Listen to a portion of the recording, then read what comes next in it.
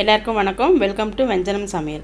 இன்றைக்கி நம்ம பார்க்க போகிற ரெசிபி பூண்டு தக்காளி சட்னிங்க. வெங்காயம் தங்க விலை மாதிரி விற்கிது, அதனால் உங்களுக்கு சிம்பிளாக ஒரு சட்னி செஞ்சு காட்ட போகிறேன்.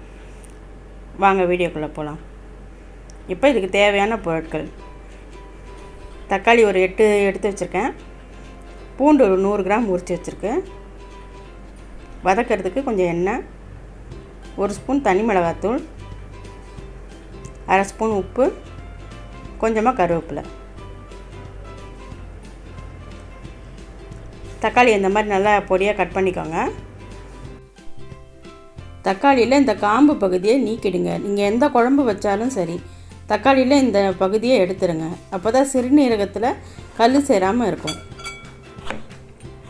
தக்காளியை தினமும் உணவில் நம்ம அதிகமாக எடுத்துக்கலாங்க. ஏன்னா ஸ்கின்னுக்கு அது ரொம்ப நல்லது. ஸ்கின்னு வந்து பளபளப்பாக இருக்கும். இப்போ அடுப்பை பற்ற வச்சுக்கலாம். கடாய் வச்சுக்கோங்க.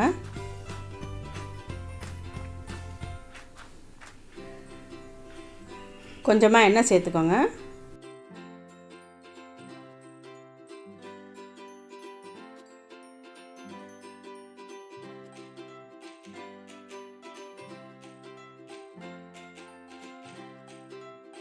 ஃபஸ்ட்டு பூண்டை போட்டு வதக்கி எடுத்துக்கலாம். பூண்டு அன்றாட உணவில் நம்ம டெய்லி நிறையாவே எடுத்துக்கலாங்க. ஏன்னா கெட்ட கொலஸ்ட்ராலெல்லாம் அது நல்லாவே நீக்கிடும். வாயு தொல்லையும் இருக்காது. ரொம்ப உடம்புக்கு நல்லதுங்க. இப்போ பூண்டை நல்லா வதக்கி எடுத்துக்கலாம். நல்லா பொன்னிறமாக வர வரைக்கும் வதக்கி எடுத்துக்கோங்க. இந்த அளவுக்கு இருக்கணும். அப்போ தான் அந்த பூண்டோட காரத்தன்மை இல்லாமல் ரொம்ப டேஸ்ட்டாக இருக்கும்.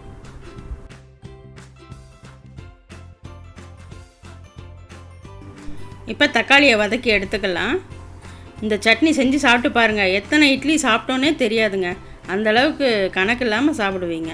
ரொம்ப டேஸ்ட்டாக இருக்கும். தக்காளியை நல்லா வதக்கி எடுத்துக்கோங்க.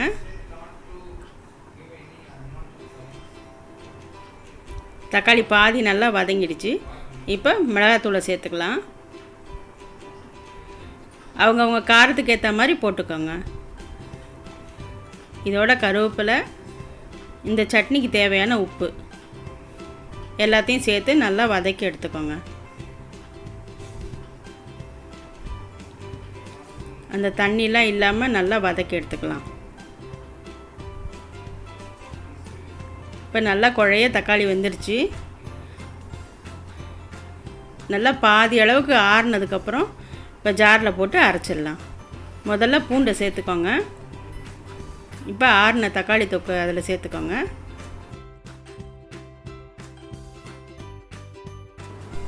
இப்போ நல்லா அரைச்சி எடுத்துக்கலாம்.